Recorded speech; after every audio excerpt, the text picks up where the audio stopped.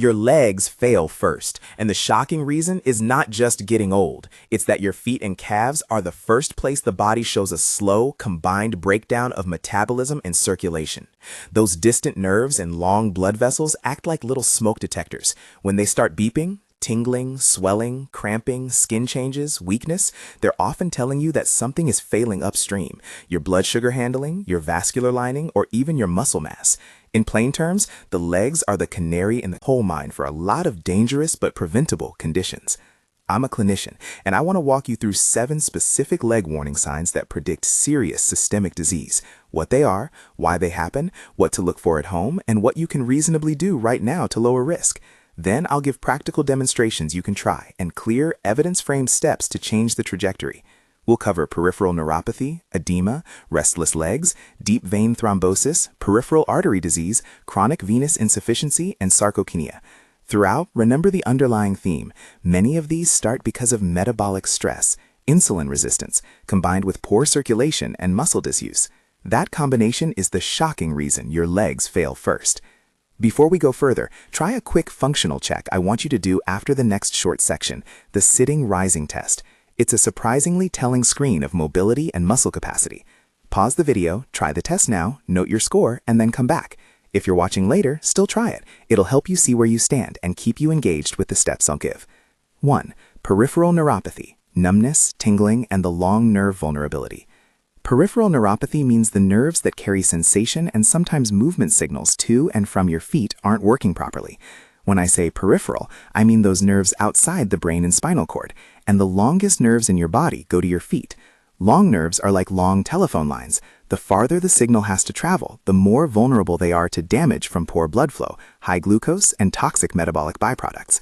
What it looks like: a stocking or glove pattern of numbness or tingling in the toes and feet, burning sensations, loss of balance at night, or reduced ability to feel temperature and pain. You might notice you stub your toe without feeling it, or that sandals feel oddly rough. Why it happens? Chronically elevated blood sugar and insulin resistance create a toxic milieu for nerves. High glucose drives inflammation, oxidative stress, and small vessel damage that reduces the oxygen and nutrients nerves need. The nerve's protective insulation, think of it like the plastic around an electrical wire, can be damaged, slowing or interrupting signals. In addition, poor circulation means less repair and more toxin buildup. What you can do: reduce prolonged sitting or standing without movement. Prioritize calf pump activation, soleus push-ups, I'll describe that. Moderate dietary salt in the context of overall diet, and discuss with your clinician whether diuretics, compression stockings, or further cardiac or renal workup are needed. For potassium supplementation or changing diuretics, never self-prescribe. If you have kidney disease, increased potassium can be dangerous. 3. Restless leg syndrome, the nighttime thief of sleep and resilience. Restless leg syndrome, or RLS, is that uncontrollable urge to move your legs at night, usually accompanied by uncomfortable sensations. It ruins sleep, increases daytime fatigue, and is linked with poor cardiovascular outcomes when chronic. Why it happens? Several mechanisms can contribute. Nutrient depletion, iron, B vitamins, metabolic dysregulation, and altered muscle and nerve metabolism from a high-carbohydrate diet can play roles. Sleep fragmentation also worsens metabolic control. It's a vicious cycle. Poor sleep increases insulin resistance, which can disturb nerve and muscle function, worsening RLS. What you feel: crawling, creeping, itching, or an aching sensation relieved by movement. It's often worse at rest and at night. Systemic implications: chronic sleep loss raises blood pressure, raises inflammation, and increases risk for metabolic syndrome. That's not trivial. Nighttime arousal from RLS can accelerate processes that damage blood vessels and increase heart disease risk.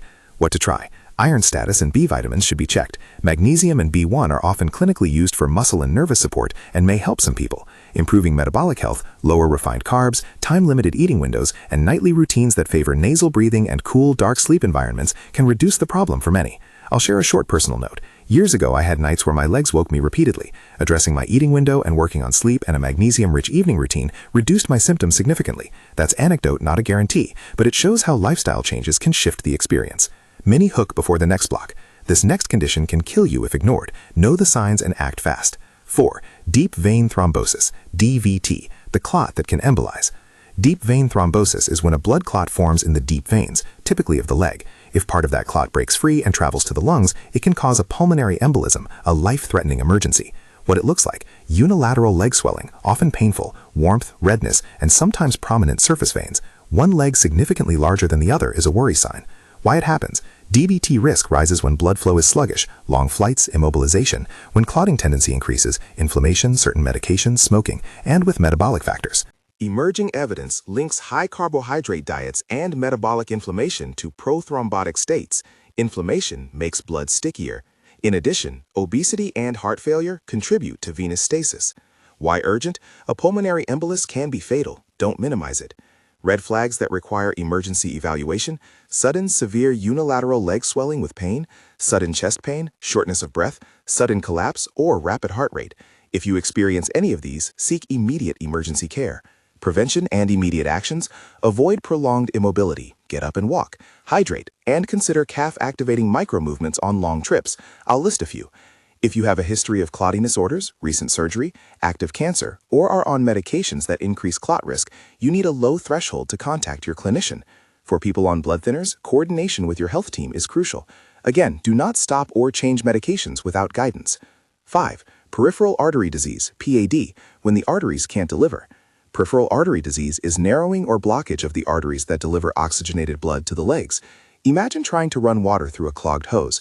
The flow is limited, especially at the far end of the hose. Signs: cramping in the calves when walking, claudication that improves with rest, cool or pale skin, slow healing wounds on the feet or toes, and decreased pulses at the ankle. People can also experience numbness and weakness due to inadequate blood supply.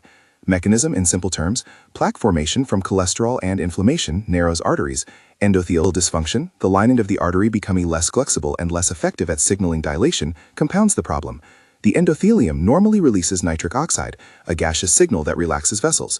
With poor metabolic health and oxidative stress, nitric oxide production falters. Why it matters systemically? PAD is a marker of generalized atherosclerosis. If the arteries in your legs are diseased, your coronary and carotid arteries may be as well. PAD increases risk of heart attack and stroke. What to do? If you have exertional leg pain, a vascular evaluation is necessary. Simple bedside checks like ankle brachial index can begin by clinicians. Lifestyle: smoking cessation is among the most powerful interventions. Diet that reduces insulin resistance helps endothelial health. Nitric oxide boosting foods, dietary nitrates like arugula and beets, and polyphenol-rich foods such as dark cacao support endothelial function. These are supportive measures, not substitutes for vascular care when indicated. Mini hook: why does the leg hurt before the heart? Because it's the farthest point. The warning light comes on there earliest. 6. Chronic venous insufficiency, the slow leak that scars. Chronic venous insufficiency, CVI, happens when the veins' valves are damaged or muscle pumps don't work effectively, causing blood to pool. Over time, this pooling stretches veins, causes skin discoloration, and may lead to ulcers. Signs: varicose veins, heavy legs at the end of the day, brownish skin discoloration above the ankle, swelling that improves with elevation, and in severe cases, open sores. Mechanisms: vein valves normally prevent blood from flowing backward. When they fail, gravity pulls blood down and stretches the veins. Add a weak calf pump from inactivity or neuropathy, and you accelerate the problem. Occupational risks include jobs requiring prolonged standing. Pregnancy and genetics also factor. Why it matters: beyond discomfort and appearance, CVI can lower quality of life and lead to skin breakdown and infection. Practical interventions: calf pump activation is frontline here. Compression stockings can help for symptomatic relief and to prevent progression. Get properly fitted. Movement matters. Frequent calf contractions move blood upward. The soleus push-up targets the deep calf muscle, the soleus, which is the workhorse for venous return when standing. Soleus push-up practical demo. Do this now, gently. Stand near a chair or wall for balance. Keep your knees slightly bent. The soleus works best when the knee is flexed, not locked straight. Rise only from the ankle, lifting the heel up as if pressing the floor with the ball of your foot. Lower slowly. Think of pressing the ankle joint straight as if you're pushing the ground backward. Repeat in sets you can tolerate. Even 10 reps every hour while you work makes a difference over the day. For people who sit a lot, perform the seated variant. Keep the foot flat and press from the toes to flex the ankle upward and downward, focusing on smooth contractions. 7. Sarcopenia. Losing muscle is losing metabolic armor. Sarcopenia is age-related muscle loss. Muscle is not just for movement. It's a metabolic organ that helps regulate blood sugar, burns calories at rest, and supports balance and independence. The legs are often where sarcopenia becomes obvious: difficulty rising from a chair, reduced walking speed, and increased falls. Why it happens: reduced physical activity, poor protein intake, chronic inflammation, and hormonal changes all deplete muscle. Insulin resistance also plays a role. When muscles don't respond well to insulin, they don't build or maintain protein efficiently. Why it matters? Low muscle mass and poor function predict disability and all-cause mortality more strongly than many single medical conditions. In other words, muscle is protective. How to test? The sitting rising test is a quick functional screen of flexibility, strength, and balance. Sit on the floor cross-legged, then stand up without support and sit back down. You score points for getting down and up without support. Lower scores correlate with worse outcomes in population studies. Try it now if you haven't already. It's not diagnostic, but it helps you gauge where to focus. Practical interventions. Prioritize resistance exercises, squats, hip switches, and progressive loading as tolerated. Protein intake timed around activity supports muscle maintenance. Even small doses of focused activity throughout the day, a micro-exercise strategy, add up.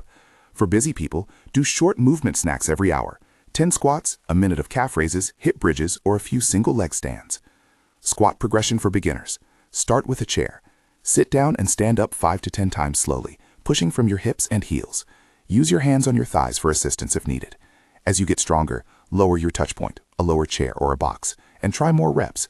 Work toward a full body weight squat with controlled depth. Progress slowly and respect joint pain. Consider a physical therapist for guidance when pain limits motion. Hip switches. Lie on your back with knees bent and feet flat. Squeeze your glutes and lift your hips up to create a straight line from knees to shoulders, then lower slowly. Alternate unilateral variations when ready. This builds hip extension strength critical for walking and preventing falls. Micro-exercise strategy. Think little and often. You don't need an hour-long gym session every day to change biology. Frequent short bursts of purposeful muscle activation, 20-60 seconds, done multiple times a day, preserve metabolic signaling and vascular flow.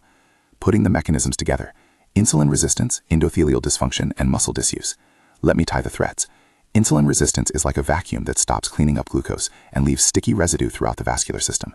That sticky residue leads to inflammation, oxidative stress, and endothelial dysfunction. The lining of the blood vessels becomes less responsive and less able to produce nitric oxide, the gas that tells vessels to relax and blood to flow. With poor nitric oxide signaling, arteries constrict, clots are more likely, and tissues receive less oxygen. At the same time, if you're sedentary, the calf muscle, your second heart, stops pumping efficiently. Blood pools in veins, oxygen delivery drops, and nerves suffer. Muscle loss reduces the body's capacity to dispose of glucose and to respond to insulin, which further worsens metabolic health. Over time, this vicious circle hits the feet and calves first because they are the farthest tissues from the heart, have long nerves, and are most exposed to gravity's effects. Lifestyle and dietary strategies that address root causes. We now get to the hopeful part. Many of these processes can be slowed and sometimes improved with the right combination of diet, movement, sleep, and targeted supplementation, always in concert with your clinician's guidance. Dietary approach. Focus on insulin resistance. Studies show that reducing refined carbohydrates and overall exposure to high insulin spikes improves markers of metabolic health. Two practical frameworks that clinicians use are a lower carbohydrate dietary pattern and time-restricted eating, intermittent fasting. These approaches aim to reduce the frequency of high insulin states and improve insulin sensitivity. How to start?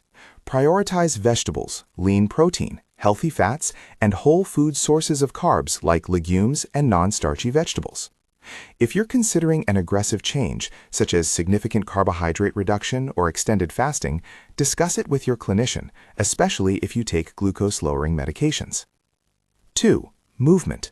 Prioritize the calf pump and resistance work. Daily calf activation is non-negotiable for venous health. Soleus push-ups, the calf-focused press described earlier, are a minimal-effort, high-impact tool. For muscle preservation, regular resistance work matters. You don't need a gym membership. Bodyweight squats, hip bridges, step-ups, and a brief daily session of progressive resistance can be transformative over months. 3. Sleep and breathing. Don't underestimate repair time. Poor sleep worsens insulin resistance and endothelial dysfunction. Nasal breathing, a consistent sleep schedule, and limiting late-night high-carb snacks help. Mouthwash and certain drugs can reduce oral nitrite-nitric oxide pathways.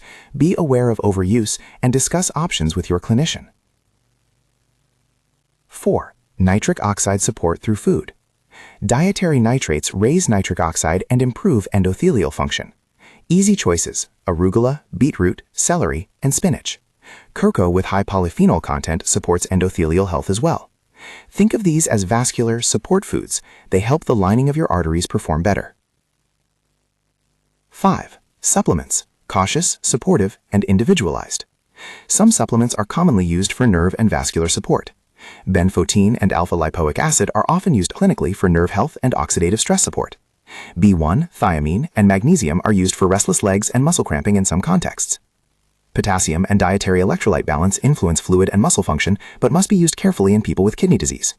Polyphenols and beetroot arugula extracts or whole foods can support nitric oxide pathways.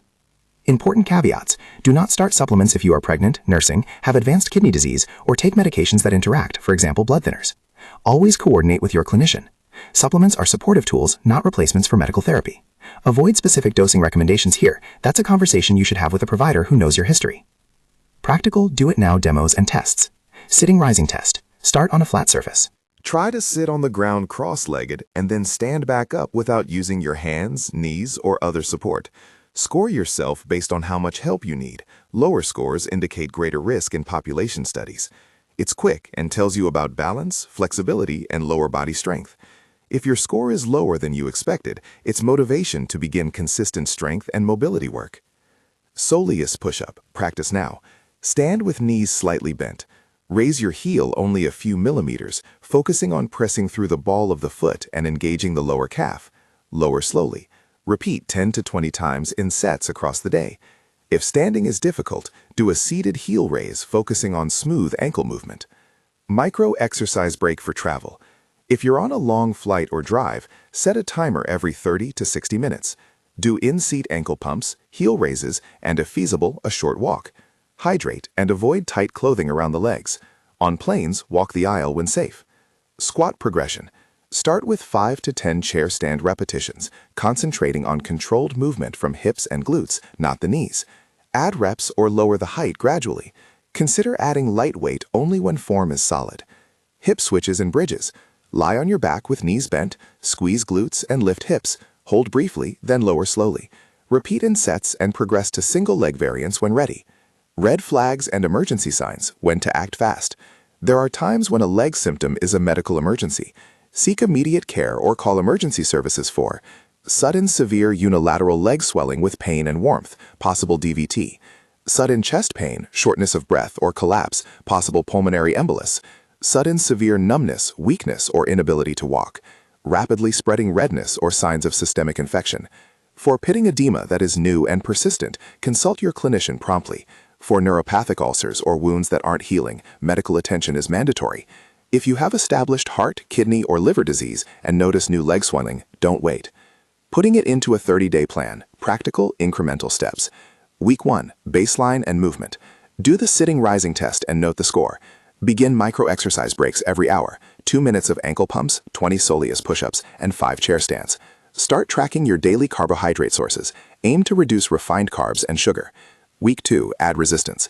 3 sessions of focused lower body work, squats, hip bridges per week. Prioritize protein with meals. If you haven't already, get basic labs as advised by your clinician, fasting glucose, A1C, lipid panel, kidney function, and a basic metabolic panel if you plan to change supplements. Week 3, nitric oxide focus. Incorporate a daily serving of nitrate-rich greens or beetroot and a small portion of high-quality dark cocoa. Sleep hygiene. Set a consistent bedtime. Avoid screens an hour before bed. Nasal breathing practice. Week 4. Evaluate and escalate. Recheck the sitting rising test and mobility. If swelling, neuropathy, or unexplained pain persists, schedule a follow-up with your clinician. Discuss whether supportive supplements might be appropriate for your situation. A few common questions I hear. Q. Can supplements fix neuropathy quickly? A. Supplements like benfotiamine and alpha-lipoic acid are used for supportive care and may reduce symptoms for some people, but they are not a guaranteed cure. They work best when combined with metabolic improvements and medical care. Always discuss them with your clinician. Q. Does intermittent fasting really help? Studies suggest that time-restricted eating and reductions in overall carbohydrate load can improve insulin sensitivity for many people. That said, individual responses vary. If you're on glucose-lowering meds, you must coordinate fasting with your prescriber. Q. My feet tingle sometimes. Is it neuropathy? Occasional tingling can have many causes: transient nerve compression, electrolyte imbalance, or early neuropathy. If it's persistent, progressive, or accompanied by weakness or foot ulcers, get evaluated. Q. Will exercise prevent DVT? Movement reduces stasis and lowers DVT risk in many cases. On long flights or immobilization, frequent movement and hydration reduce risk, but some clotting conditions require medical prophylaxis. Consult your clinician if you have high risk. A short personal note. I've seen patients in their 50s whose feet were the first sign of metabolic collapse, numb toes, slow-healing blisters, and progressive weakness. I've also seen the opposite.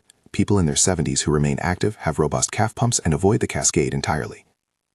One of my own nights with restless legs taught me how much sleep and an adjusted eating window matter.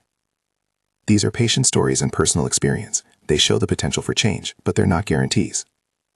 Final summary. Legs as first signal, and the shocking reason. Remember the opening line. Your legs fail first. Here's the shocking reason. It's not simply aging. It's a predictable convergence of metabolic stress, insulin resistance and high carbohydrate exposure, vascular dysfunction, endothelial impairment and venous pooling, and muscle disuse. This trio hits the feet and calves earliest because of distance, gravity, and the long nerves that are most vulnerable. What to take away and do today? Check function. Pause and do the sitting rising test. Start moving. Do soleus push-ups and short micro-exercises hourly. Adjust your diet to reduce refined carbohydrates and consider time-limited eating to improve insulin sensitivity. Discuss with your clinician. Eat nitrate-rich vegetables and polyphenol foods to support nitric oxide and vascular health. Protect and inspect your feet. Seek evaluation for persistent numbness, ulcers, or swelling. Treat acute signs like unilateral swelling or sudden breathlessness as emergencies. Consider supportive supplements only after discussing with your clinician, especially if you have kidney disease, are pregnant, or take medications like blood thinners. If you're 50 or older, or you have risk factors for diabetes or vascular disease, take this seriously. Early recognition and consistent practical action change outcomes much more than waiting for the day you can no longer walk comfortably. If this message resonated, subscribe for more evidence-framed practical longevity strategies and watch the linked deep dive on sarcopenia and resistance training if you're 50 plus and want a step-by-step progression. Your legs are telling you something. Listen to them, act early, and you can change the story.